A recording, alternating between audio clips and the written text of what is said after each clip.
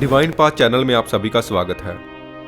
दोस्तों, हम सभी के मन में कभी ना कभी ये सवाल उठता है कि आखिर भगवान क्या है, वो हमें दिखाई क्यों नहीं पड़ता, आखिर वो रहता कहाँ है और दिखता कैसा है। अगर भगवान ने हमें बनाया तो फिर भगवान को किसने बनाया।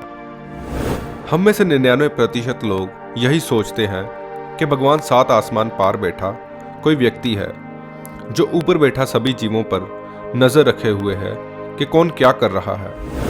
मगर ऐसा नहीं है। भगवान 7 आसमान पार बैठा कोई व्यक्ति नहीं, बल्कि भगवान तो समग्रता का जोड़ है। आप अपनी आंखों से जो भी देख पा रहे हो और जो नहीं भी देख पा रहे हो, उस सब का जोड़ परमात्मा है। दरअसल ऐसा कहना भी ठीक नहीं कि कण कण में भगवान है, क्योंकि ऐसा कहने से ये लगेगा कि कण के अंदर भगवान है और उसकी सतह पर नहीं। इसलिए मैं कहता हूं कि कण कण के अंदर नहीं, बल्कि कण कण ही भगवान है। परमात्मा हमारे चारों तरफ मौजूद है।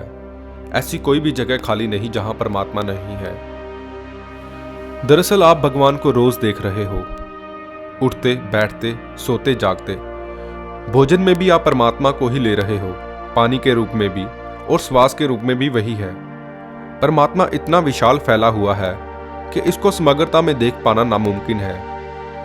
ये ऐसा ही है जैसे समुद्र में रहने वाली एक मछली पूछे कि कहाँ है समुद्र, दिखाई क्यों नहीं पड़ता। मछली को समुद्र के होने का एहसास तब होता है जब कोई लहर उसे समुद्र से बाहर सूखे तट पर फेंक देती है। बिन पानी तड़पते हुए मछली को एहसास होता है कि इससे पहले वो समुद्र में ही थी। समंदर से बाहर निकलकर समंदर को तो जाना जा सकता है, मगर परमात्मा से बाहर निकलने का कोई विकल्प नहीं है, क्योंकि हर तरफ वही है। उससे दूर होने का कोई भी रास्ता नहीं है। उदाहरण के तौर पर आपकी आंख किसी चीज को तभी देख सकती है जब कोई चीज आपकी आंख से थोड़ी दूरी पर हो। अगर मैं किताब खोलकर आपके चेहरे के ऊपर रख दूं और फिर आपको उसको पढ़ने के लिए कहूं, तो आप उसका एक अक्षर भी नहीं पढ़ सकोगे।